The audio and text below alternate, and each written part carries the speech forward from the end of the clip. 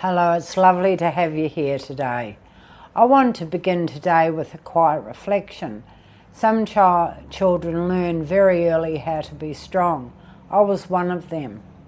Not because they are naturally tougher than others, but because life quietly asks it of them. Many children grow into capable adults who don't always realise how tired they really are. Today I'd like to gently explore what happens when the strong child finally begins to feel that tiredness. Early strength. There are some children who learn very early how to be strong.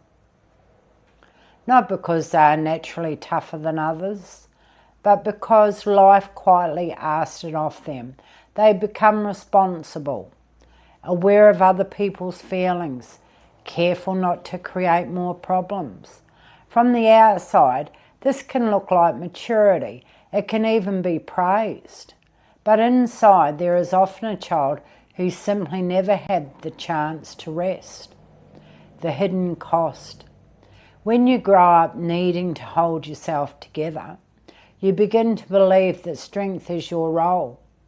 You learn to keep going, to cope, to manage situations beyond your years. You may become the peacemaker, the helper, the one others rely on, and over time this identity can feel permanent. It becomes who you think you are. Emotional fatigue. Being strong for a long time can be tiring in a way that are not always obvious.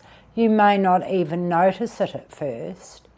You just keep functioning, keep supporting others, keep moving forward, but underneath there can be a quiet emotional fatigue, a feeling that you are always on, always holding something together. Sometimes this tiredness shows up as irritability, sometimes as withdrawal, sometimes as a deep longing for someone to take care of you for a change. Adult life pattern. Many strong children grow into capable adults. They work hard, they manage responsibility well, they often become carers, supporters or problem solvers, but they may also find it difficult to ask for help, difficult to admit vulnerability, difficult to stop and acknowledge their own needs. Rest can feel unfamiliar, even unsafe, because strength has been their survival strategy. The moment of realisation. At some point there may come a gentle awareness, a recognition that always being strong is not the same as being well. You begin to notice your own limits, your own emotional signals. You may realise that tiredness is not weakness, it is information. It is the body and mind asking for balance, for care, for space to simply be human. Learning a new way. Healing for the strong child can often mean learning something completely new, learning to rest without guilt, learning to receive support, learning that worth is not measured by how much you carry.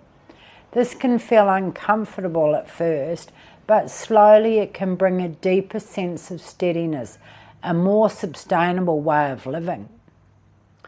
Gentle encouragement. If you recognise yourself as someone who has always been strong, please know that your strength was meaningful. It helped you survive. It helped you navigate difficult times, but you are also allowed to soften, allowed to have needs, allowed to be supported. Strength and tenderness can exist together. When the strong child finally allows himself to rest, something important begins to shift. Life can become less about endurance and more about presence, less about holding everything together and more about feeling quietly grounded within. If this reflection speaks to you, you are not alone. I'm grateful for you watching and spending this time. Bye for now.